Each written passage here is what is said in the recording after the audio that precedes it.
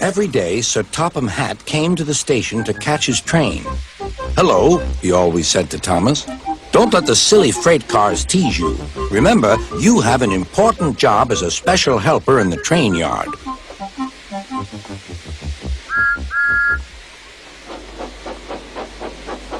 There were lots of freight cars, and Thomas worked very hard pushing and pulling them into place. There was also a small coach and two strange things his driver called cranes. "That's the breakdown train," he told Thomas. "The cranes are for lifting heavy things like engines and coaches and freight cars." One day, Thomas was in the yard. Suddenly, he heard an engine whistling. "Help! Help!" A freight train came rushing through much too fast. The engine was James, and he was frightened. His brake blocks were on fire. "They're pushing me! They're pushing me!" he panted. On, laughed the freight cars, still whistling, "Help! Help!" Poor James disappeared. "I'd like to teach those freight cars a lesson," said Thomas the tank engine. Soon came the alarm. "James is off the line! The breakdown train! Quickly!" Thomas was coupled on, and off they went.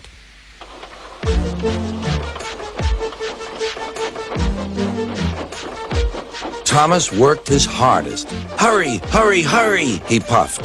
He wasn't pretending to be like Gordon. He really meant it. "Bother those freight cars and their tricks. I hope poor James isn't hurt."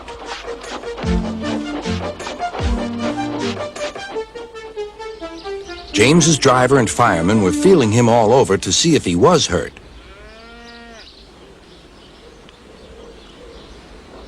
"Never mind, James," they said. "It was those silly freight cars and your old wooden brakes that caused the accident." Thomas pushed the breakdown train alongside. Then he pulled away the unhurt freight cars. "Oh dear, oh dear," they groaned. "Serves you right, serves you right," puffed Thomas. He was hard at work, puffing backwards and forwards all afternoon. "This'll teach you a lesson, this'll teach you a lesson," he told the freight cars. And they answered, "Yes, it will, yes, it will." They left the broken cars. Then, with two cranes, they put James back on the rails.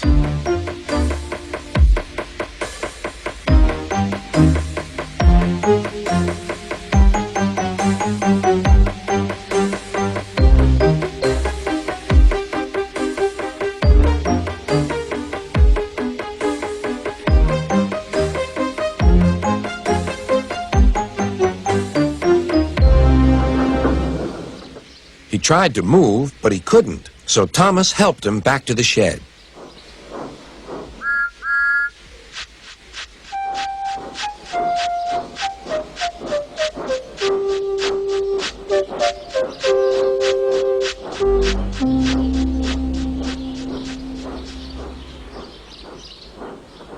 Sir Topham Hatt was waiting anxiously for them.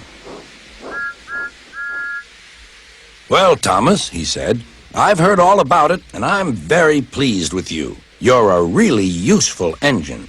James shall have some proper brakes and a new coat of paint, and you shall have a branch line all to yourself." "Oh, thank you, sir," said Thomas. Now Thomas is as happy as can be. He has a branch line and two coaches called Annie and Clarabelle. He puffs proudly backwards and forwards with them all day.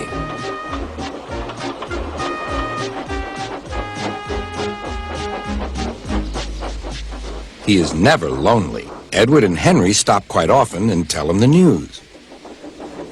Gordon is always in a hurry, but never forgets to say, "Boop, boop," and Thomas always whistles, "Beep, beep," in return.